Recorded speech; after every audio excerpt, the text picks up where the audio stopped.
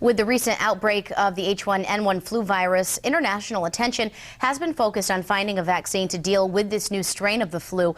One Adirondack research facility has been on the front line of the efforts to understand how we can protect ourselves from this threat. And this year just happens to mark the 125th anniversary of the institute, named after its founder, Edward Livingston Trudeau. Photojournalist Artie White talked with the lab's director about their unique work and the history behind the organization.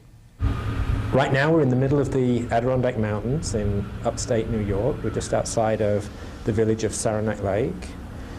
The Trudeau Institute is a not-for-profit biomedical research institute. It focuses on understanding basic immunity to various infections. The mission of the institute is to improve human health through basic research. And so the scientists that work here study a number of different diseases and study how the body fights those diseases.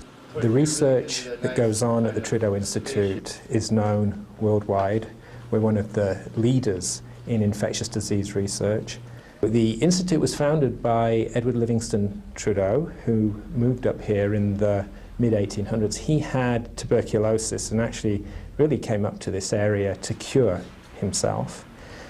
Which he did. He was an MD and went on to establish a sanatorium here that treated other people with tuberculosis, a very successful sanatorium.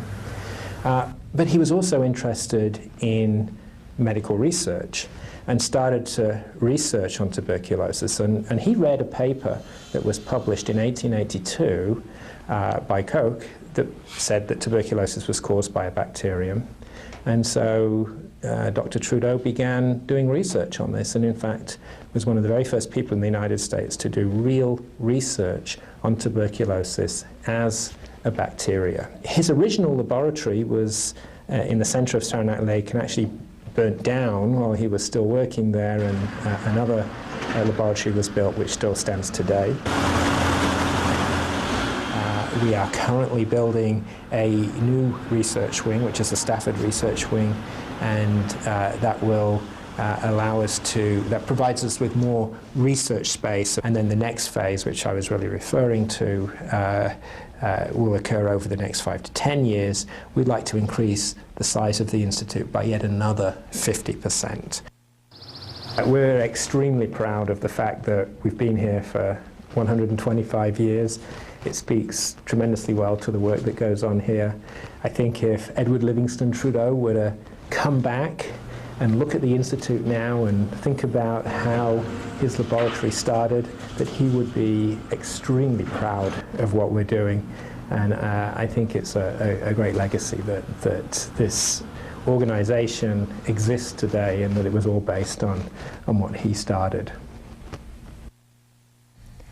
The legacy of Dr. Edward Trudeau will live on in the village of Saranac Lake as a new museum gets ready to open. It's actually the very laboratory that the doctor used to conduct research on tuberculosis.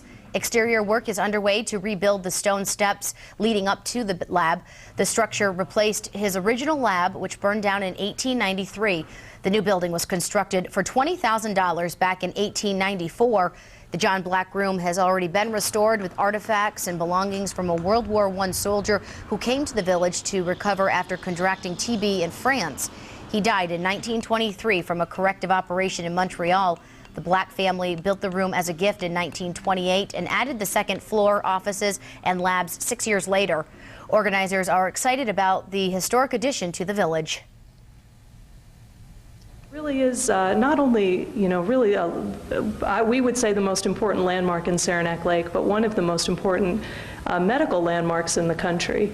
It's really well known around the world, and before tuberculosis, doctors came from all over the world to study here. A local development group, Historic Saranac Lake, is set to have a grand opening of the Saranac Laboratory Museum in July. For complete coverage from across the region when you're away from your television, just log on to our website, news10now.com.